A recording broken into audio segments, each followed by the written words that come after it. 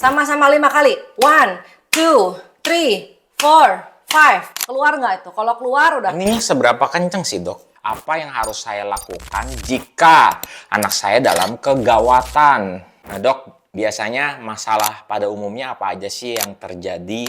Kasus-kasus yang pernah dokter alami dan bagaimana saya sebagai ayah harusnya saya lakukan? Kegawatan itu bisa terjadi di mana-mana ya. Nah ini kita akan bahas apa yang harus segera orang tua lakukan atau orang dewasa yang lakukan sebelum dibawa ke rumah sakit. Jadi bukan di rumah sakit nih. Ini kalau ada di rumah atau lagi nginep di mana, di restoran, dimanapun segera lakukan penanganan ini. Ya, jangan sampai karena kita telat nolongnya, cuman hanya karena tidak punya pengetahuannya. Sayang sekali kan, gitu. Ini detik-detik krusial. Ya, saya bayangin nih, kalau anak saya tiba-tiba kesedek gimana, gitu kan. Nah betul, itu yang paling sering Pak. Ah. Tersedak atau keselak. Tahu nggak tandanya apa kalau tersedak? Nggak tahu. Nggak bisa ngomong. Tanda paling khas itu choking sign itu dia pegang lehernya. Karena dia mau ngomong tapi anaknya nggak bisa ngomong. Luka bakar. Kalau tangan kena catokan, kena air panas, kecelup, atau bahkan kesiram. Disiram air mengalir Bapak Ibu. Jangan dikasih benda apapun ke atas kulit yang kena luka bakar. Oke, Dok, langsung aja hari ini teman-teman saya mau belajar sama dokter sebagai seorang ayah apa yang harus saya lakukan jika anak saya dalam kegawatan. Ya, apa yang harus saya lakukan. Nah, Dok, biasanya masalah pada umumnya apa aja sih yang terjadi, kasus-kasus yang pernah dokter alami, dan bagaimana saya sebagai ayah harusnya saya lakukan?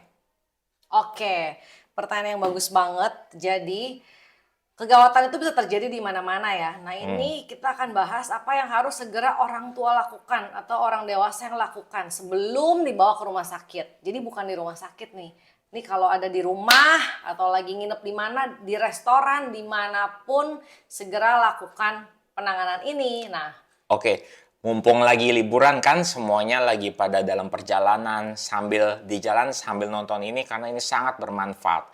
Jangan sampai kelewatan karena ini akan menentukan nasib anak kita juga. Ya, jangan sampai karena kita telat nolongnya padahal kita bisa, padahal kita cuman hanya karena tidak punya pengetahuannya. Sayang sekali kan, gitu. Ini detik-detik krusial. Ya, saya bayangin nih kalau anak saya tiba-tiba kesedek gimana, gitu kan. nah betul. Itu yang paling sering Pak. Ah. Tersedak atau keselak. Tersedak. Lagi di mudik, lagi makan Makan di di jalan. jalan, kesedek, Nah, tahu nggak tandanya apa kalau tersedak? nggak tahu. Nggak bisa ngomong. Tiba-tiba dia, tanda paling khas itu choking sign itu dia pegang lehernya. Karena dia mau ngomong tapi anaknya nggak bisa ngomong, nggak keluar kata-katanya. Ada yang sampai parah bisa sampai biru karena nggak bisa nafas juga. Tapi paling nggak dia tuh kesulitan berbicara dan dia bilang dia biasanya pegang lehernya. Gitu. Masih bisa nafas sedikit tapi bicaranya nggak bisa udah. Nah itu udah tanda yang paling khas. Oke. Nah sekarang pertanyaannya kalau yang mengalaminya itu bayi nggak bisa biasanya pegang ini. Bayinya biasanya langsung biru. Bayi itu di bawah 2 tahun ya hitungannya. Masih bayi dan di bawah 2 tahun nih. Oke. Toddler. Kita langsung cepet-cepet kalau udah lihat dia kayak gelagapan, kayak mau nangis nggak bisa nangis, kayak mau tapi cuma buka mulut tapi nggak ada suara. Itu benar-benar cepet-cepet kalau bayi itu namanya kita lakukan chest thrust dan back blow. Nah ini kita punya manekin baby ya. Anggap aja ini baby. Misalnya babynya umur 3 bulan atau 6 bulan. Belum bisa ngomong kan. Tapi dia nggak bisa nangis cuma gitu. Nggak ada suaranya. Nah terus dia lagi makan atau lagi minum. Ataupun ada mainan. Kita nggak pernah tahu Bapak Ibu. Kalau keselak itu bisa macam-macam. Oke. Jadi kita lakukan. Kita harusnya taruh tangan kita di kepala, leher. Menyangga babynya. Dan taruh di tangan yang non-dominan. Non-dominan tangan kiri ya. Saya tangan non-dominan tangan kiri. Saya taruh begini. Terus saya taruh 2 jari tangan kanan. Di antara nipple. Pada baby. Itu chest thrust. Taruhnya di mana? Kepalanya agak ke bawah Bapak Ibu. Kepalanya agak ke bawah. Jadi biasanya kita berlutut dan taruh di lutut kita. Begini. Taruh di lutut kita agak ke Disangga bawah. pakai lutut. Disangga pakai lutut, betul. Supaya jadi Oke, nah, tumpuan. ini Ada harus tumpuan, banget bukan ini. melayang-melayang. Ini harus banget nih peran ayah nih. Biasanya ya harusnya. Karena ayah lebih tenang. Benar nggak, Dok? Betul. Kalau ibu kan udah keburu Udah panik. teriak-teriak. Aduh, gimana ini? Gitu. Cepat ambil anaknya. Kepalanya lebih rendah ya dari kaki ya. Begini. Lalu kita lakukan 5 kali. 1, 2, 3, Oke. 4, 5. Jangan dipencet. Bukan cuma dielus, bukan dipencet. Tapi dikasih thrust, dikasih hentakan Bapak Ibu. Oh, dihentak Tujuannya malah. dihentak. 1, 2, 3, 4, 5. Keluar nggak? Kalau nggak keluar, balik. Kita balik. Balik pakai tangan sebelahnya. Balik ya. Balik. Back blow. Back blow-nya di antara 2 tulang bahunya dia. Ada tulangnya bahu, pasti anak-anak lebih kelihatan ya. Nah itu di antara itu. Pakainya ini, telapak tangan kita. Bukan jari, karena nggak kuat. Kita pakai telapak tangan. Terutama kalau yang udah lebih besar nih, setahun, itu biasanya lebih baik langsung back blow. Back blow, posisi sama. Di tangan yang tidak dominan, kepala lebih rendah. Pastikan ini kepala tangan kita nggak nutupin mulutnya ya. Karena kalau kita nutupin mulutnya, pas benda asingnya mau keluar dari mulut, kita malah halangin. Jadi tangan kita jangan nutupin mulut, tangan kita harus di rahang. Membentuk V di rahang bayinya. Dan yang depan ini di dada. Oke, posisinya lebih rendah begini. Tangannya begini ya. Oke. Kalau misalkan ini kecil nih, pakainya begini boleh nggak? Boleh, kalau bayinya masih kecil banget. Kalau udah agak besar, ya pakainya tangan kita, oke? Sama-sama 5 kali. 1, 2, 3, 4, 5. Keluar nggak itu? Kalau keluar udah. Ininya seberapa kenceng sih, Dok? Seberapa kencang sampai ada bunyi tap-nya. Sampai jadi bop, bop, bop gitu. Oke. Segitu kencangnya. Harus ada tenaganya. Begini. Iya. Nggak apa-apa tah? Nggak apa-apa. Bayinya? Nggak apa-apa. Karena dia lagi posisi tidak bisa bernafas. Dia harus dikasih tekanan dari luar, dibantu. Kalau 5 kali belum, lakuin lagi, ulang lagi. Dari depan lagi Bapak Ibu. Chest thrust. Oke? 1, 2, 3, 4, 5. Nggak keluar lagi, balik lagi. Sampai kapan? Sampai 3 set maksimal. Ingat ya, tangannya bentuk V di rahang bayi. Tangan kanannya di back, di antara tulang bahu. 1, 2, 3, 4, 5. Udah keluar nih, udah nangis kan. Oe, tuh udah bisa ngomong. Udah, tegakin badannya. Digendong kayak biasa. Langsung dikasih minum boleh nggak? Nggak boleh ya. Langsung dibawa ke rumah sakit. Jadi tujuannya ini pertolongan pertama sebelum sampai ke rumah sakit Bapak Ibu. Segera lakukan dimanapun. Jadi di kalau restoran, bisa, di mobil, kerjain kalau aja. bisa justru sambil jalan di mobil gitu ya. Sambil jalan. Kalau ada yang tersedak langsung larikan ke rumah sakit terdekat. Oke, jadi sambil dilakukan sambil di jalan. Jangan tunggu sampai rumah sakit dulu. Yes, jangan. Ya, jadi sambil di jalan, Dia bisa duduk. sambil diusahakan. Supaya keluar itu supaya makanannya, keluar. baksonya, atau mainannya. Jadi jangan diem di rumah ya. Jangan atau diam aja. Oke. Nah, kalau anaknya udah gede bagaimana? Misalnya anaknya di atas 2 tahun, 2 sampai 8 tahun, anaknya disuruh duduk Bapak Ibu. Duduk tegak, kita dari sampingnya. Dianya posisinya duduk ya. Misalnya dia suruh pegangan nih, dia pegangan meja, suruh dia pegangan sesuatu biar dia bisa ada tumpuan buat dia pegangan. Kita tepuk dari belakangnya, sama prinsipnya di belakangnya.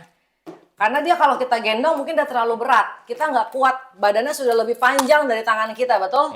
Jadi tidak bisa kita lakukan dari situ, kita dari belakang. Pastiin tangan kita nggak nutupin muka dia ya. Dia bersandar pada meja misalnya. 1, 2, 3, 4, 5. Semoga keluar, lakukan 3 kali kalau belum keluar. Nah, kalau ini kan Dari belakang aja. nggak bisa nih, Dok. Kalau di rumah. Kalau mau dibawa di mobil berarti pegangan di Di kursi depan mobil. harus, iya. Harus Oke. posisi dia duduk. Gitu. Kalau yang sudah lebih besar lagi, remaja sampai dewasa, itu kita lakukan yang namanya Heimlich maneuver. Heimlich itu kita posisinya berdiri. Mau kita contohin? Boleh. Kalau saya tersedak dulu, Pak. Oke, pada remaja atau dewasa Bapak Ibu, ingat posisi kita di belakang dan mereka yang tersedak suruh buka kakinya. Kaki dominan kita masuk di antara kedua kakinya. Majuan.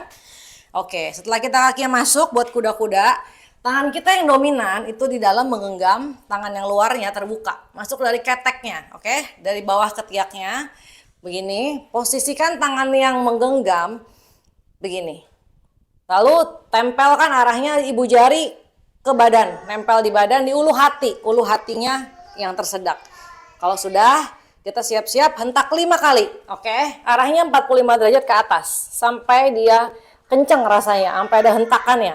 1, 2, 3, 4, 5. Oke, kalau belum ulang lagi sampai 3 kali. Sambil bawa ke rumah sakit terdekat. Oke, jadi itu kalau tersedak. Kita mau belajar lagi yang lain. Kalau berikutnya apa dok biasanya kasusnya? Luka bakar. Luka bakar. Luka bakar dari yang kena knalpot, kena catokan, Hmm. kemasukan air panas, kuah makanan yang panas, ataupun sampai kesirem Oke. badannya. Kita lihat yang satu ini. Berikutnya kalau luka bakar. Oke. Gimana dok? Kalau tangan kena catokan, kena air panas, kecelup, atau bahkan kesiram, apalagi knalpot, betul? Itu panas ya kan? Itu luka Yes. bakar namanya. Yang pertama adalah lepaskan bajunya. Misalnya lagi ada celananya, atau ada lengan panjang kaos bajunya, atau di dada kerciprat ke kuah panas itu pernah. Ketumpahan kuah panas dari meja restoran. Nah itu kan baju, segera dibuka Bapak Ibu. Bener-bener dibuka ya. Bener-bener dibuka, langsung dibuka. Abis dibuka diapain? Karena makin lama dia nggak dibuka. Aku tuh makin nempel dan pas dibuka nanti akan menarik kulitnya. Oke. Jadi sesegera mungkin dibuka itu bajunya atau celananya. Kalau udah disiram air mengalir Bapak Ibu, jangan dikasih benda apapun ke atas kulit yang kena luka bakar. Odol, Nggak boleh, madu, nggak boleh. Telur nggak cuka. boleh. Apalagi cuka. Tambah parah luka bakarnya. Kecap Oke. nggak boleh. Kecap. Kopi nggak boleh. Kayak bakso kali ya. Segera kasih air panas, air mengalir. Air semprotin pakai air selang, atau kalau bisa jalan ke kamar mandi buka keran, kucurin di kamar mandi tangannya atau kakinya, atau enggak pakai shower kalau luasnya besar di badan, pakai showerin 15 menit air mengalir biar langsung kena kulitnya airnya. 15 menit nonstop Bapak Ibu. Non-stop. Nonstop, bukannya di tap-tap, lihat lagi di tap-tap, bukan, tapi ngalirin terus 15 menit di kulitnya yang kena luka bakar itu, bener-bener dialirin. Nah, sambil segera setelah 15 menit langsung bawa ke rumah sakit. Oke. Tetap bawa rumah sakit. Tetap bawa rumah sakit karena derajat keparahan luka bakar itu ada 4 derajatnya, itu harus dokter yang menentukan. Dan tingkat keparahannya ini 1, 2, 3 atau 4 itu yang menentukan apa? Terapinya, butuh dirawat enggak, butuh diinfus atau enggak, atau cukup rawat luka sederhana nanti bisa pulang lagi. Jadi tetap ke rumah sakit terdekat ya Bapak Ibu. Memang apa bedanya dok kalau besok aja baru ke rumah sakit? Nah itu dia, kalau besok aja baru ke rumah sakit, yang paling sering itu adalah yang pertama, dia udah langsung membuat, udah terlanjur terbentuk cairan-cairan yang isinya cairan di kulit atau lepuh-lepuh, bule-bule itu namanya. Kalau lihat kayak ada cairannya ngelembung. Nah itu udah termasuk terlambat kalau baru ke rumah sakit saat itu muncul. Dan yang kedua yang paling sering adalah terlanjur infeksi. Oke. Jadi ditunda sampai kok jadinya anaknya demam, atau bahkan orang dewasa pun kok jadinya malah demam, atau perihnya menusuk sekali sampai sesakit itu, sampai mencari obat untuk nyeri. Karena sudah ada infeksi lainnya, misalnya kena kotoran yang lain, nggak benar cara rawat lukanya, makanya tetap harus ke rumah sakit segera setelah kejadian kena luka bakar. Oke, saya pikir tadinya ya udah habis disiram, ya udah nanti aja besok lagi gitu kita lihat perkembangannya. Ternyata tetap lebih baik langsung diberikan penanganan di rumah sakit ya dok, supaya sebelum terjadi tadi infeksi, sebelum terjadi komplikasi luka lainnya. Betul. Gitu. Wow, seru ya kalau memang kejadian-kejadian kayak begini di luar dugaan kita, di luar kemauan kita, tapi once itu terjadi, kita sebagai ayah harus segera bertindak. Dan ibu juga harus segera bertindak. Betul. Apa yang harus dilakukan sebelum ke rumah sakit. Ya, jangan panik ya ibu atau ayah, karena kalau kita panik, kita jadi nggak bisa berpikir rasional, kita jadi malah melakukan tindakan-tindakan yang merugikan keluarga kita sendiri. Berikutnya dok, kegawatan apa lagi yang biasanya sering terjadi? Dokter kan sering di IGD nih, atau kejadian apa mungkin yang perlu perlu Diwaspadai. Gitu diwaspadai. ya. Oke. Jadi yang perlu diwaspadai itu yang paling sering itu kan anak tuh demam ya Bapak Ibu. Nah, apakah demam itu gawat darurat? Sebenarnya tidak. Tapi apa yang paling sering terjadi bersamaan dengan demam adalah kejang. Oke. Jadi kejang, tahu nggak Bapak? Kejang itu beda nggak sama menggigil? Beda kayaknya. Beda sih. Bedanya apa? Kalau menggigil tuh kayak kedinginan. Kalau kejang tuh kayak gitu. Oke, kalau kejang pasti tidak ada suara yang pertama ya. Kedua, kalau kejang kita tes aja, kita pegang kalau misalnya dia kejang nih, pasti dia matanya terbuka. Kita giniin di depan matanya. Kalau refleks tuh diginiin akan kedip Bapak Ibu. Coba Bapak Ibu lakukan gitu. Matanya Jadi diginiin disapu. pasti kedip gitu ya. Disapu bukan ditepok, disapu aja di Oh, atas disapu. mata. Oke.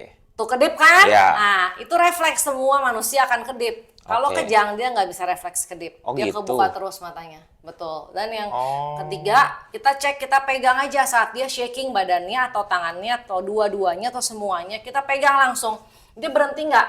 Kita pegang benar-benar pegang ya. Oke. Pegang kencang gitu. Berhenti nggak? Kalau dia berhenti berarti dia bukan kejang.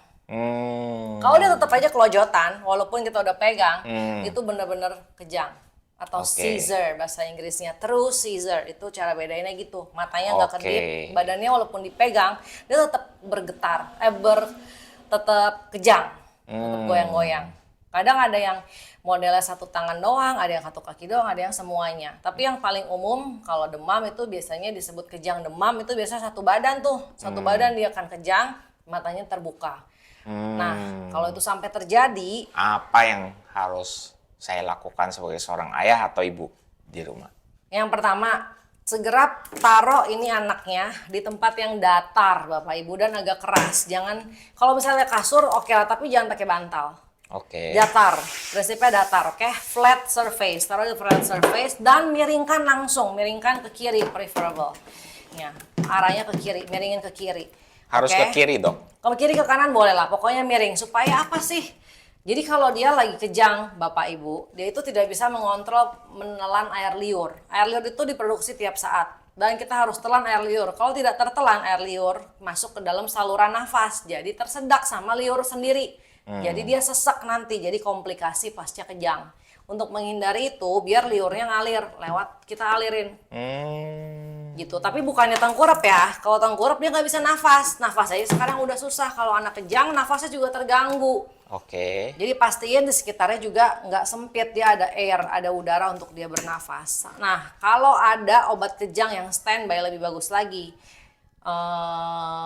Diazepam yang masuk dari anus, nah itu langsung dimasukin aja. Tapi kalau tidak punya, ya sudah lakukan aja begini. Oke. Sambil langsung dibawa ke mobil, dibawa ke rumah sakit. Kalau bisa masukin obat demam, masukin, tapi tidak boleh dari mulut ya Bapak Ibu, ini penting banget. Misalnya dipegang, udah demam nih demam, cepet-cepet ambil sirup misalnya, sirup obat demam buat masukin ke mulut, itu tidak boleh. Wah, fatal ya. Itu fatal. Oke.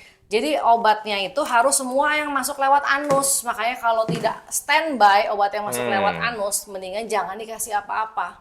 Oke. Itu larikan langsung ke rumah sakit. Yang lagi mudik, langsung aja cari obatnya di apotek terdekat sambil dibawa ya. Jadi buat Betul. jaga-jaga. Sambil selalu standby, terutama anak balita di bawah 5 tahun. Itu sangat beresiko, demam bisa sampai tinggi dan bisa sampai kejang. Setelah itu, Dok, Setelah kejang, kan dibawa, dimiringin. Setelah itu jangan masukin apa-apa ke mulut ya. Termasuk jari, sendok, atau apapun. Kalau obat juga tidak boleh. Setelah dibawa ke rumah sakit, sudah yang pasti anak yang habis mengalami kejang demam pasti harus dirawat inap dulu di rumah sakit. Gitu. Kalau dari luar, saran saya jangan diberikan selimut Bapak Ibu. Itu juga. Jadi kalau anak lagi demam, apalagi sampai kejang, biasanya demamnya tinggi, itu tuh badan suhunya sudah tinggi. Jadi kalau diberikan selimut, badan mau keluarin panasnya itu tertutup sama selimutnya sendiri. oke. Gitu. Jadi harus dikasih baju yang tipis aja. Pakai kaos dia yang satu lembar tipis itu aja, justru itu udah paling pas. Kalau ibu pegang panas, mendingan dikompres, dibuka itu bajunya, ambil handuk, kasih air anget, kompres badannya. Air hangat. Air anget boleh, Karena sambil mau dibawa keluar nih, dibawa Oke. ke mobil, di perjalanan, sambil dibebet supaya suhu badannya turun. Tapi lepas bajunya, jangan pakai selimut. Kalau nggak bisa masukin obat demam dari anus, kan badannya panas, diapain? Dikompres. Kompresnya bukan pakai di jidat ya Bapak Ibu, kompresnya satu badan. Dikompres itu dibungkus satu badan pakai handuk. Buat turunin suhunya dengan Oke. cepat. Luar Sudah. biasa sekali, Dok. Terakhir, Sama-sama. Dok, saya mau tanya. Ini paling sering banget nih, lagi main di playground, tiba-tiba jeduk, kena benjol. Apa yang harus saya lakukan untuk pertolongan pertama buat Oke. anak saya? Kalau kejeduk ya, cedera kepala itu namanya ya Pak. Cedera kepala itu bisa dari ringan, sedang, sama berat nih Bapak Ibu. Secara umum, bukan cuma anak-anak. Oke. Tapi 80% itu cedera kepala ringan. Ringan itu apa sih? Ringan itu anaknya tetap sadar, nggak ada muntah, nggak ada kejang, Oke. nggak ada pingsan. Jadi gejalanya tuh 3 tuh. Pertanyaannya dan yang harus diperhatikan, ada muntah nggak, kejang nggak, Oke. sama pingsan nggak. Oke. Gitu. Kalau anaknya tidak ada semua, bagus. Berarti itu ringan. Oke. Dan pasti dia nangis karena dia kesakitan. Tapi itu bagus, nggak apa-apa. Oke. Yang penting dia nggak pingsan, nggak kejang, sama nggak muntah. Justru kalau nangis, sign-nya bagus gitu Betul. ya? Oke. Tapi dilihat juga Bapak Ibu sebelah mana. Kiri, kanan, depan, belakang. Nah, kalau udah kelihatan nih yang dia bilang yang sakit yang ini, atau kita tahu ada yang merah atau ada yang benjol yang ini. Jangan panik, tapi langsung cari sesuatu yang dingin Bapak Ibu. Ice, botol minum diisi air dingin, ditaruh. Pokoknya yang dingin, bukan digosok-gosok pakai yang panas, bukan Oke. dikasih arak biar hangat. Kalau hangat itu malah makin banyak perdarahannya di bawah kulit. Kalau benjol itu ada perdarahan di bawah kulit. Jadi segera dikasih yang dingin supaya mengurangi perdarahannya. Dikompres yang dingin dulu. Oke. Sambil pegang kompres yang dingin, sambil bawa ke rumah sakit. Oke? Jadi bukan dioles-olesin apa-apa, bukan dikasih yang hangat. Tapi Jambuk? kasih yang dingin. Zambuk nggak terlalu membantu. Itu kalau bukan di kepala. Karena di kepala itu pembuluh darah semua isinya nggak ada otot. Oke. Kalau zambuk itu buat di otot yang memar. Gitu. Kalau di tulang kepala itu kan scalp, itu bener-bener tengkorak dibungkus kulit. Jadi tidak ada otot. Jadi segera hentikan perdarahannya dengan kasih yang dingin. Oke. Kalau masih berdarah, kalau ada luka terbuka ya sudah pasti. Kemungkinan harus dijahit dibawa ke rumah sakit.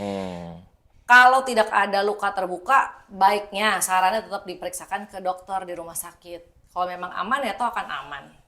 Begitu. Oke. Pernah nggak, Dok, ketemu case anaknya nggak ada tanda-tanda benjol, nggak ada tanda apa-apa, tapi ini yang saya pernah dengar gitu case-nya beberapa teman saya. Anaknya padahal nggak ada benjol, tapi tiba-tiba ada pendarahan di dalam dan terus akhirnya ya Baru ketahuan di rumah fatal sakit gitu. besok-besoknya gitu. Nah itu kalau kayak gitu apa gitu maksudnya ya mungkin tadi kata dokter kali ya lebih baik tetap diperiksa walaupun tidak ada tanda-tanda Tanda-tanda tiga itu. apalagi kalau sampai besoknya mungkin ada keluhan kali ya, Dok. Ya, jadi Biasanya yang keluhannya apa 3 sih, itu Dok? kan yang major ya. Pingsan, muntah, kejang. Nah, keluhan lain lagi yang harus diperhatikan dalam 24 jam ke depan Oke. adalah nyeri. Jadi observasi ya. Observasi di rumah ketat itu adalah nyeri. Nyerinya kalau anak-anak itu kan biasanya toleransi nyerinya sangat tinggi. Jadi dia akan tetap aktif, dia akan tetap main. Dia udah kayak udah nggak inget, lupa sama jadi pernah jatuh. Walaupun dia benjol di sini kayak bakso gitu di sini. Tapi kalau tidak ada apa-apa di dalam kepalanya, dia tidak akan inget itu. Dia nggak akan bilang sakit. Sakitnya kalau dipegang aja wajar. Tapi kalau enggak, dia nggak sakit sama Oke. sekali. Tapi kalau dia bilang pusing-pusing, terus agak lemes, terus dia pegang-pegang kepalanya, pusing. Padahal kita nggak ada yang benjol. Padahal kayaknya baik-baik aja, nggak ada berdarah, nggak ada benjol. Nah itu udah tanda warning sign untuk di-scan kepalanya. Takutnya memang ada pendarahan minor di dalam brain dan harus dibawa ke rumah sakit, harus dapat penanganan yang benar oleh dokter dan dirawat inap dulu itu kalau anak yang ada pendarahan di kepala walaupun sedikit. Ini bukan berarti dirawat itu dioperasi, bukan, tapi dirawat dulu di rumah sakit, masuk obat. Iya. Obatnya apa, Dok? Maksudnya Obatnya infus, Infus. melalui infus untuk mengurangi tekanan di dalam kepalanya, untuk mengurangi bleeding yang masih berlangsung terus, berdarahnya itu harus dikasih obat yang injeksi sifatnya. Oke. Dan bed rest total, karena kalau di rumah sakit, di infus, pasti anak-anak akan lebih bisa bed rest, betul, lebih bisa istirahat dan posisi kepala lebih bisa stabil terus, nggak lari begitu.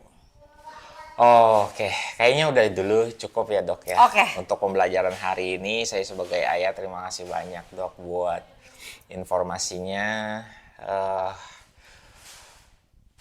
Itu aja. Jadi buat teman-teman yang mau punya solusi untuk rumah sehat, jangan lupa subscribe, like, dan share informasi ini kalau informasi ini bermanfaat buat kamu. Kalau kamu setuju dengan gerakan ini, bantu saya mewujudkan 1 juta ayah yang hadir untuk Indonesia. Dan masih banyak konten lainnya seputar bagaimana kita membangun gaya hidup yang sehat di rumah, bagaimana kita menjadi seorang ayah yang berfungsi sehingga rumah tersebut sehat, dan informasi-informasi lainnya. One stop solution for your family. Bye-bye. See you.